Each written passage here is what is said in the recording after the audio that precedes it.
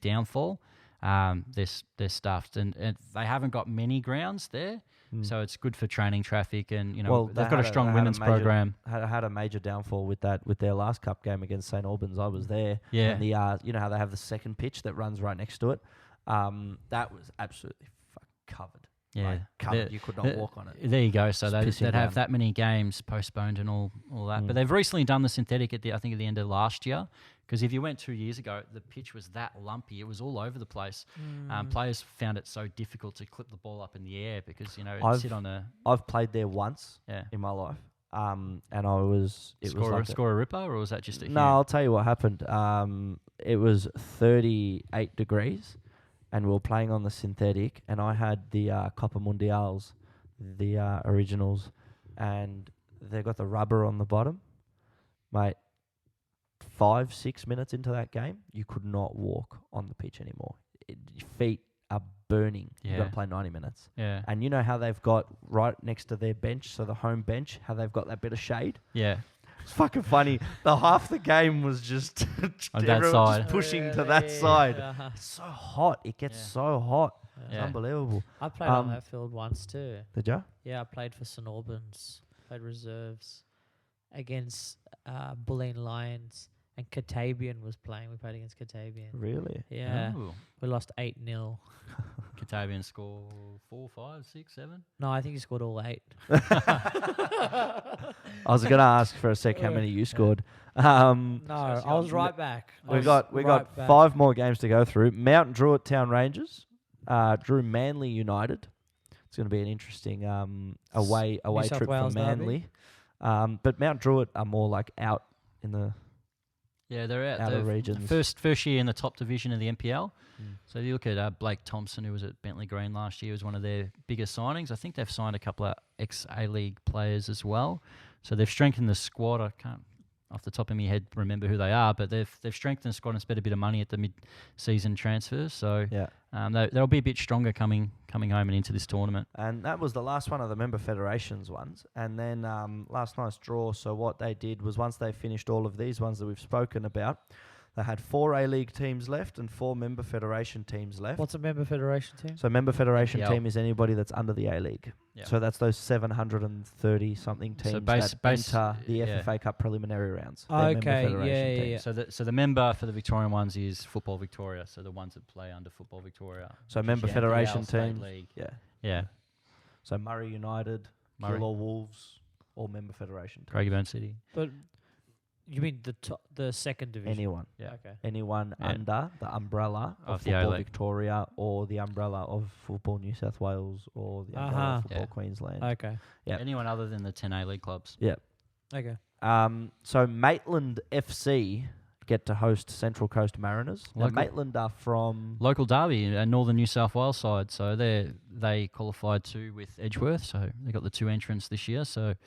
having a strong season from what I vaguely remember too. So Brisbane Strikers, an old NSL team, back on the national stage, and they get to have their pick against. They get to take on the Nooks, the rivals of the A-League, the Wellington Phoenix. The Nooks. The Nooks. Oh, the Knicks. Yeah. Oh. Phoenix, the mate. Phoenix, mate. The Wellington Phoenix. Nooks. So. Wellington Phoenix 2 weeks into their very horrible pre-season. Kiwi accent, don't worry. Wellington Phoenix 2 weeks into their pre-season have to fly over to Brisbane and play against the Brisbane Strikers, who qualified with a 5-1 win. Well, can this be one of the cup sets? Yeah, I believe it definitely can because Wellington Phoenix, their squad is pretty decimated of what's been left. They had a fairly strong season this year, Wellington Phoenix, compared to where they've been. But they still got knocked out by Bentley Greens in the Cup last year, and I believe in the round of 32. So it's a good opportunity for Brisbane Strikers to get through. And, a home game, Perry Park's a great little place to go to as well. Last year's NPL winners, so all of the member federations, the winners go at the end of the year, all 8, and they play to see who the NPL champion will become. And last year it was Campbelltown City from South Australia. Now they've drawn Melbourne City from the A-League. So it's a city derby. Campbelltown City versus Melbourne City. looking at this one. Campbelltown City, even this year, are a good team. They just beat the Adelaide Raiders 5-2. I watched that game. It was the Heritage game, and I was watching it for the stream because Adam told me how good the South Australian stream is. But Campbelltown City's, they've got a chance. You can't count them out. I believe that'll probably be the best quality game of the round of 32. I reckon Campbelltown will be able to take it up to them. They're not going to sit back and just absorb the pressure because they're playing against a professional club. They will go at Melbourne City.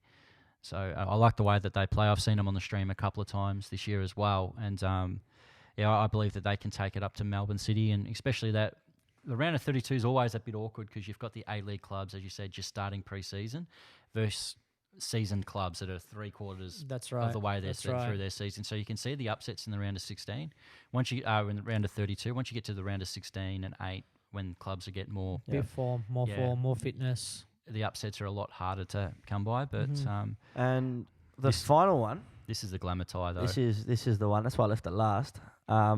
Melbourne Knights back on the national stage. They've drawn Adelaide United. Now they celebrated a bit at Hindmarsh in their glory days as Andrew Marth-Volley. Yeah, in their glory days. Now the team out of Hindmarsh, Adelaide United, are going to come visit Knights Stadium, and I'm very interested to see what Adelaide United are going to think of the pitch and how they are going to react to the pitch, because Melbourne Knights is a fantastic stadium, but this year their pitch is horrible. Yeah, it's from what I was told, they tried to do some work themselves in the off season, and it didn't work out that well. Apparently, got sick. Like the grass got sick like 2-3 weeks before the season. What do you mean the grass got sick, bro? Well, had a cold, man. It's a live. Had the flu. It's an alive thing. You know what I mean? It's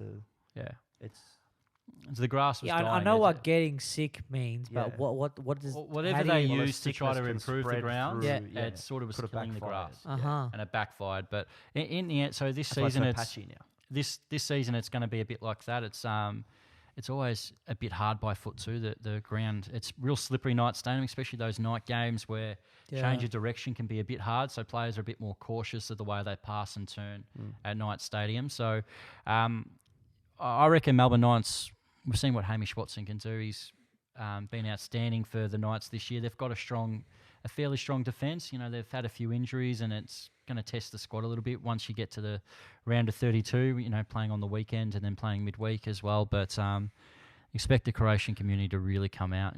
Do you know when the matches are?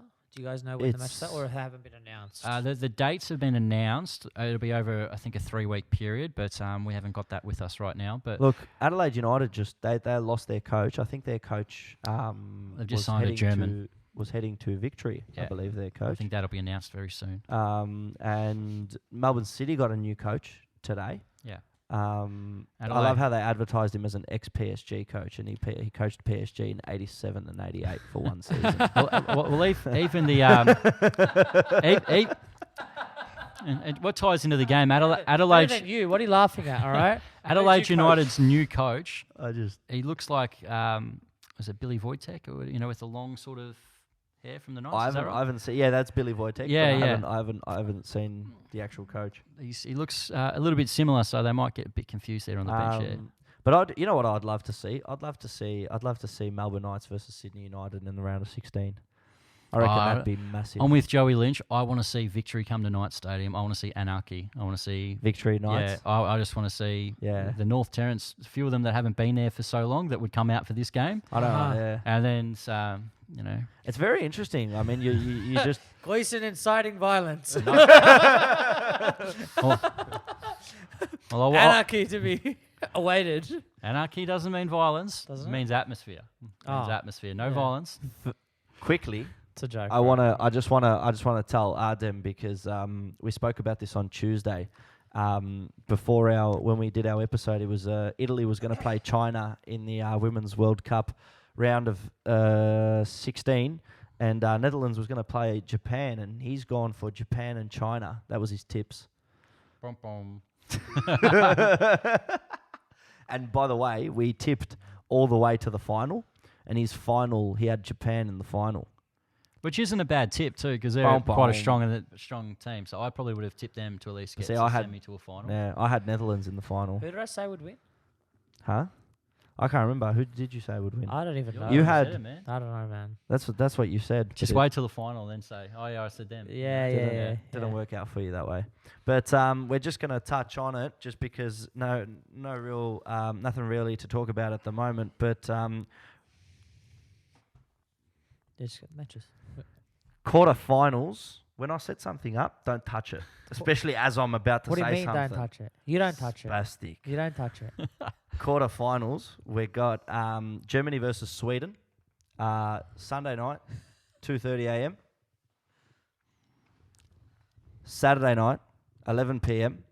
Italy versus Netherlands. It's going to be a massive match. These are two teams who the Matildas have played very recently and lost to both of them. So it's going to be very interesting to see how those two games go. Tomorrow at 5 a.m. in the morning, we've got Norway versus England. Now, Norway is the one that, Broke our hearts. yes, broke out all of our hearts. And then the big one, Saturday morning at 5 a.m., France versus United States. The most successful team versus the hosts. I really want France to win. I just don't want the US to win it. That's just me being biased. They're an amazing team, the United States, but with a few VAR calls in the last game, I just want them knocked out now. Yeah, the Spain game, Yeah. that final penalty. Yeah, that was just that was so. What about the French? The so- French had some VAR calls too. They did too, but I like the French better. You know what I don't want to see though? I don't want to see France winning the Women's World Cup too. Hogging it all. Because that'll just be France can just literally turn around and be We like, are the kings. we just won the men's and World the Yeah. Cup. queens. We just Yeah. won the Women's World Cup. Yeah. We fuck you all. Literally, yeah, that's what they it's can true. do. Yeah. Yeah. Like You're still dirty over the Croatia World Cup I'm final. very That's all it fucking is. dirty. Nah, I'm not. That's not all that- it is, man. I knew we were gonna lose that. I knew we were gonna lose that. I tell everybody, man. When, we lost when that your goalkeeper final, was injured and couldn't move a meter, I thought, nah, we lost that final against Denmark and Russia. I've just started it now. That's when I've just we lost that started final. him But off. we won't get into that. We won't get into that. That's where we lost our final. But the next thing on the agenda, we've got something very interesting happening this weekend. But we're not going to have Chris Gleeson there to. He's going to be Yeah. watching it from the. with all I'll, the I'll be Southeast watching it Asia. at the sports bars where they show the NPL in the Philippines. So they'll be having them up on the screens. You need to send us a photo. Oh well, if I can find, I've been told that there's been NPL games shown in the Philippines at sports bars. So I'm going to try to find one. I've had a look at a couple of sports bars close to where I'll be. Yep. And I'm going to be going. You got to there. go there Go- and tell them. Port go- Melbourne Sharks versus Melbourne Knights. That's what we want to watch. Under 20s, under 20s. Can we give you some money and you can bet on Bet36 tie? 26 tie. Yeah. I'm not going to Thai, man. I'm going to the Philippines. Thanks for taking my joke, man. Yeah. Ah. We had a You butchered it, man. You did. You did. Did I? Yeah, because I'm not going to Thailand. Yeah, I know. It's just Yeah. No, What we we say were every week. trying to. Yeah. It's you're really killing the vibe, Gleeson. You're you killing and the your- vibe with your you shit and your- jokes. You and your But in saying distinct- that, it's round you and your 19's got some. distinct ways Nah, of- round 19. It's got some big games. It is. There are some big games, and I'm going to get your tips for them. Friday night, 8:15 kickoff. Bentley Greens, Dandenong Thunder. I think Bentley Greens should win that. They'll be able to score too many goals. The Thunder defense has leaked and leaked and leaked all season. And continues to leak. They've got Barnes who continuing to bang in the goals, They so need a they're plumber. always going to score. But at the other end, so much Pierce Clark can do. He's been a great keeper this year for him so far, but his defense has leaked in front of him. So I can't see Thunder scoring enough goals to win games, especially against Bentley. They might score 2, but Bentley will score 5. So the Thunder penetrated the pipes, and now they need a plumber. They do. They do. Who's got a worse defense, Dandenong Thunder or Pascoe Vale? Well, Pascoe Vale is in a bit of a free fall at the moment. 'Cause I'm free, Free falling. falling. What a beautiful voice he's got there. Yeah, don't sing again, all right? You can Sing. play guitar. Just fucking cut the I singing can't out play for the guitar either. professionals, Yeah. That's why the ladies love it. Dandenong, Dandenong City, Hume City, another city derby. Now I find this one fucking intriguing because last time out it was 5-1 for Hume City, but Anybody who hasn't been living under a fucking rock over the last fucking month would know that Dandenong City team that came out and this Dandenong City team that's about to come out have nothing in common. No, they don't. This is a totally different side. So I think this is probably going to be the game of the round. I think that Hume City have been in pretty good form. They've been defensively quite strong this year, and they've got a few talented players. You've got James Brown, who's scored plenty of goals for Hume City. The only worry they have from them, they've got a few injury concerns, Hume City, where Dandenong City are pretty close to full strength. So I think Leia's back. I think Dandenong City will get the win, but you look at a side like Green Gully, who plays a similar style to Hume City, and they really took it up to Dandenong City. Even with the red card, I thought. Even before that, I thought Green Gully was the better side and probably should have won the game with that salmon penalty at the end. So, against a similar style, we'll see how Dandenong City goes. That's Friday night. Saturday, we've got a few more games. Avondale versus Green Gully. Now, last time out, Avondale won this one 5-2. This is going to be huge, this game. Will Avondale do the same thing? They cut Green Gully to pieces, especially on the counter-attacker in that game. Some of the goals they score were their wingers like Zini, Sikaya, and a few others Yusuf, like that. Yeah. They really, really ran them ragged. So I expect Green Gully to sit back, absorb a lot of pressure, and it's up to Avondale to break them down. So I still think Avondale's good enough to get the victory. They've got the trump card in Salmon, who scored great goals for Gully this year, but that Avondale defence is so strong, and if Green Gully sit back too far, they're going to find it hard to try to counter with not many numbers forward. So I think Avondale will eventually score and break them down. I reckon Avondale probably 2-0.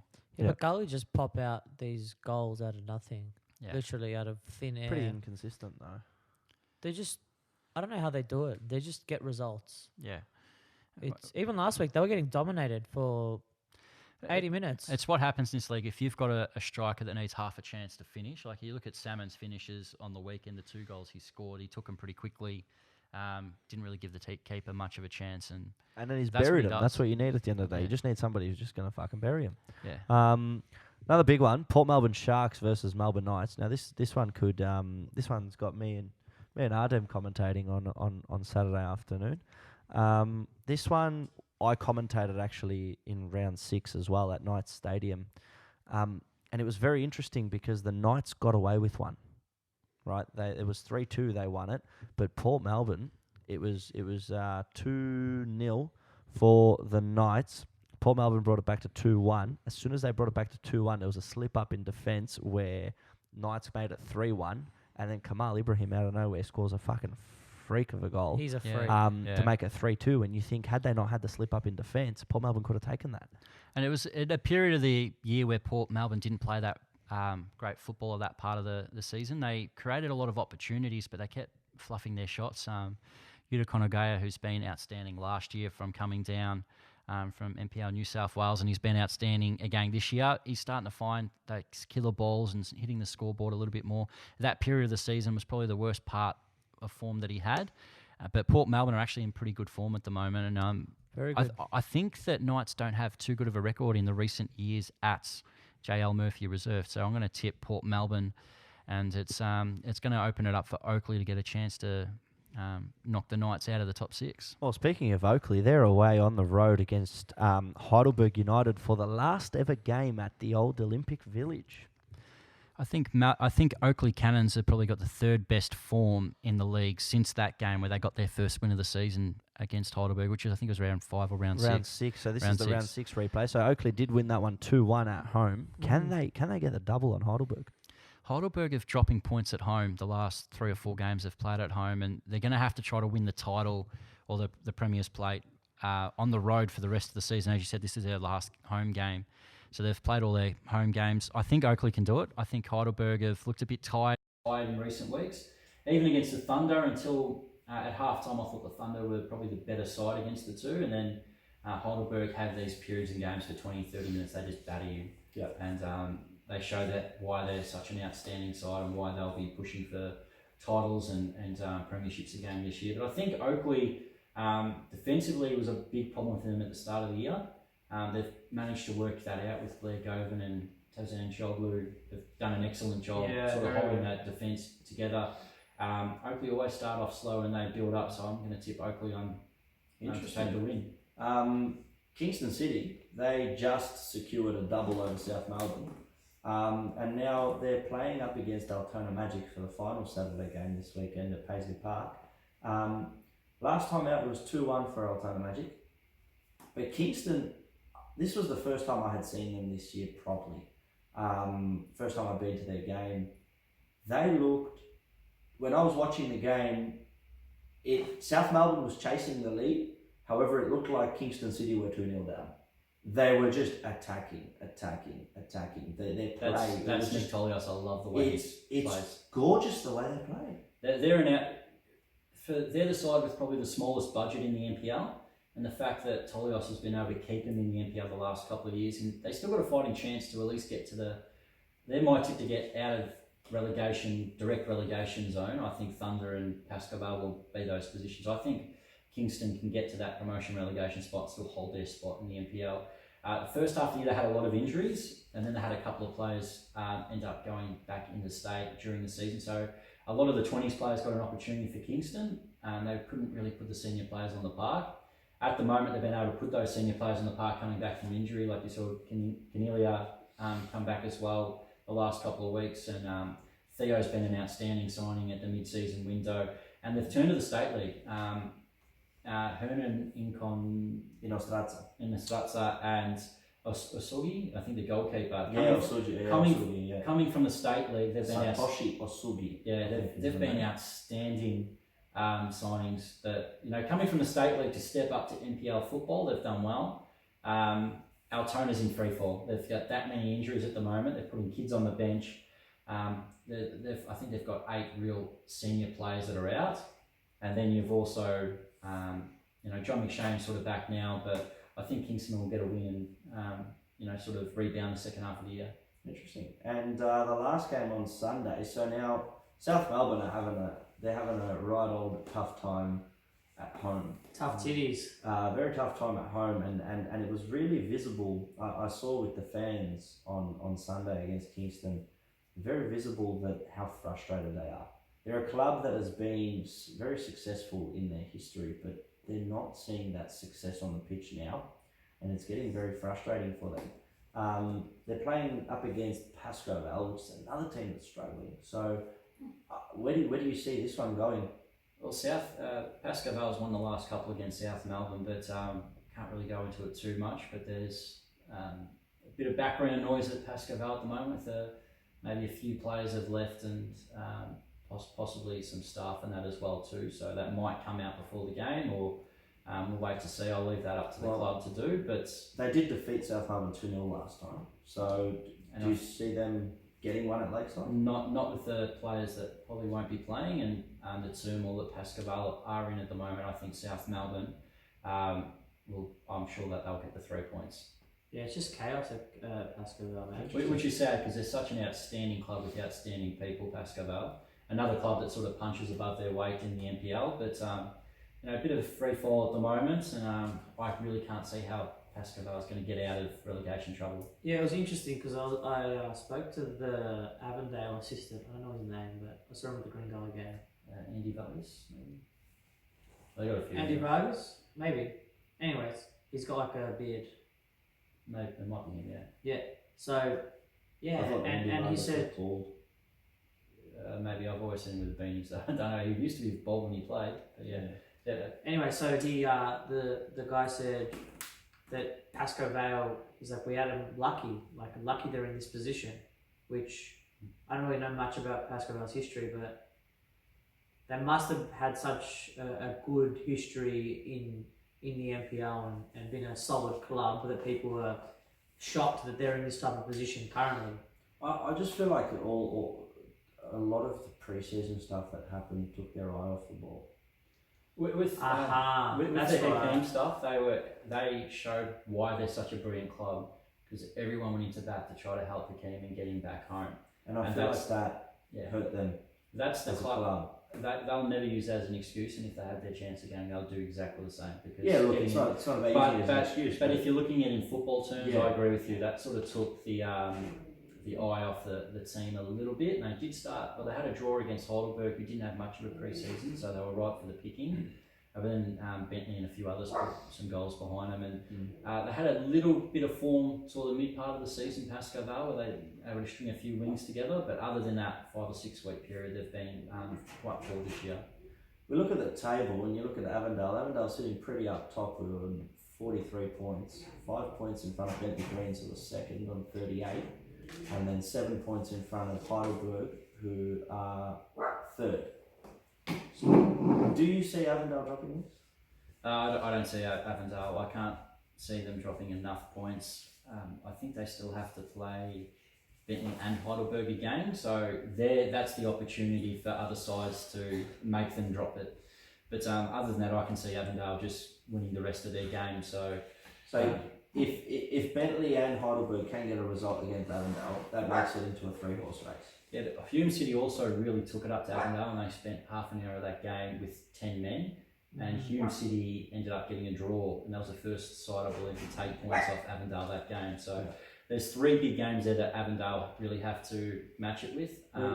You look at Hume City. Hume City's in 4th, and they're 12 points behind Avondale in 1st. I think they really needed to beat Bentley to be any title contender for him. I think they're just going to really have to settle for a spot in the finals and try to fight it out that way. Heidelberg, they have to win this Oakley game. If they drop that game, I'm sort of count that out a little bit. And I think it will be a Bentley Avondale 2-horse race to the end. But you look at the finals as well too. Melbourne Knights and Green Gully, I believe, can be a little bit vulnerable in those spots. If you look at someone like Oakley, who's been in outstanding form, I think the injuries to Altona will sort of rule them out of the finals charge. South Melbourne's been, I believe, too inconsistent to make it up to get to the finals, as at the moment they're on 23 points. Is it Melbourne Knights on, is that right? Yeah, Knights on 26. So it's not many points to make up, but I just think South have been too inconsistent. The only one I can really see is Dandenong City on 19. Yeah. The way that they're going, if they win the rest of their games, they can make the finals. But that's the really thing. Shake it up. So you look at it now, you've got Gully and Knights who are in those final positions. They're going to be battled, right? You've got Oakley who's found form. You've got Altona Magic who's been in that 5th to 8th this whole season, right? Because they've just been up and down, but they've been consistently mid-table. Then you've got South Melbourne. South Melbourne's very up and down. Who knows what's going on there? Port Melbourne, they've got the quality. Can they be consistent? Can they pull out the results? And then you've got Dandenong City, who we know have the quality and can pull out the results, but they're chasing at the moment. I think they'll win it. Yeah. I think they'll win the grand final. Dandenong City. If they can get to the finals, I think the way that they're playing, that they can push anyone in the top 6, and some of those games you think, they'll go in favourites for that. But if you look at Port Melbourne, I think that they're going to draw as many games as they win. I think they're going to be hard to beat, but I think they might win it, 2 or 3 games, draw 2 or 3 games, lose maybe 1, maybe 2, and I don't think that'll be enough to get in the finals. I guess that's the thing that sort of kept Altona Magic where they are this year. I mean, they've only got the 1 draw, 8 wins, 9 losses, and 1 draw. Right? But sometimes when you have a season like that, you'd rather lose games than draw games. They've scored a lot, conceded a lot. They've actually been a fun team to watch this year. But you look at the injuries that they've had. Ross Archibald, ACL, McGarry has been injured. So McShane at the start of the year. Then they bring in Hemmon, who's quite a talented attacker, has played professionally. He's out for the rest of the year. But luckily, I believe Altona, he's going to be coming back next year. The thing that strikes me when I look at the ladder is just South Melbourne and their goal tally. They've scored 18 goals. Now Dandenong Thunder, who are last, have scored 30. Yeah. Kingston City, who are second last, have scored 21, which is the second last or second least. 18 goals in 18 matches as a team. Alex Salmon has how many? 17? That's the difference. You compare an Alex Salmon to Billy Constantinides, who I think has scored 2 goals in the league for the whole year, and he started a lot of games. He's the type of striker that holds the gap ball up, tries to bring others into it, but they're basically relying on their wingers and midfielders to get the job done in South, and that's why their goal tally's so low. Yeah, look, I mean, they've got the addition, and I was actually speaking with Brandon Galgano on the call on Sunday. They've got, you look at their midfield 3, Jerry Salados, Melvin Beckett, and Marcus Schroeder. that is not a very bad midfield three. There's teams who would take that midfield three very, very fucking, you know. Well, Melvin Beckett had an outstanding game against Port Melbourne.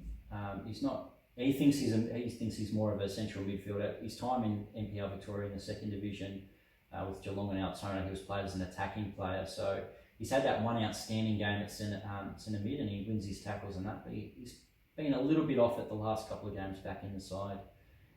Jerry Salados has been outstanding, but there's too often he has to pick the ball up so deep and try to create too much for himself. The problem I've really found with South Melbourne is when they press up on sides, when they're trying to come and the other side's coming out of defence, that's when they play their best football. They knocked off Heidelberg 3-1 and they caused 3 turnovers in the attacking half and made the most of it. Because they've got the pace, they've got the quality, but they sit too deep, South Melbourne, and once they win the ball up, they've got to do too much to move it into attack. Yeah. So that's the big difference that I've seen with their style of play. But I know the South fans are disappointed with it too, because they want them. They're South Melbourne. They want them to take it to side, especially at home. Their home form's been really poor this year. They want South Melbourne to come out and attack the opposition, and they're not doing it with the style of football that they're playing. So it's a little bit too defensive. They've had defensive mistakes and cost them goals. They always have these 15-20 minute lapse in concentration in South Melbourne, which has cost them so many points this year. Yep. But South Melbourne are, that's why I see just too inconsistent, I see, to get finals. Yeah. All right. Well, before we wrap it up, I just wanted to give a shout out. I don't think it's really a shout out as much, but as on behalf of the Shimpads and all of us guys here, I would like to extend all of our condolences out to the Rastocic family. Mirko Rus Rastocic passed away 2 days ago. I believe it was some type of cancer. I'm not too sure what the actual cause was, but he was the groundskeeper for Melbourne Knights for 28 years. Me, as a junior at Melbourne Knights, I remember seeing Rus every single time I'd rock up to the club, he was there. Chris, you've had a few run-ins with him as well. Yeah, I met him a couple of times. Me and my friends a long time ago, we decided to have a kick on the main pitch during the day one day, and was quite nice about it, but said, just not on the main pitch, boys, go out and play that. So don't touch my main pitch. No, not the main pitch. So get off my grass. I only had the pleasure of meeting him once or twice, and you can tell how much he means to the Croatian community and the Melbourne Knights. So may he rest in peace. Yeah. So condolences out to all the family and all the loved ones, and I guess that's a wrap from us. That's it, guys. Thanks for listening. We'll be back for NPL Tuesdays next week. Tuesdays we'll be back. We will be on air. He's going overseas, so he won't be doing anything this week. I'll be on the beach with a beer. He'll be watching. But myself and Arden will be at JL Murphy Reserve or SS Anderson Reserve, however you want to call it. Port Melbourne versus Melbourne Knights, Saturday night, I believe. 6 p.m. kickoff, 1800. Yep. Chris Gleeson, thank you very much for joining us today. We're very happy to have you on our little show, and we hope to have you back again. We'll see you around the traps of Football Victoria, and that's any final words? No, that's it. I really appreciate the opportunity to talk about broadcasting the league and that as well too. So I watch your show a couple of times as well too. So it's good information, and it's good fun little thing that you guys are doing. The more opportunities to talk about NPL Victoria and just football in general is better. So well done, guys. Thanks so much. Thank you very much. Josip Herzog, Adem Ulutash, Chris Gleeson, Shimpads. Ciao. Ciao.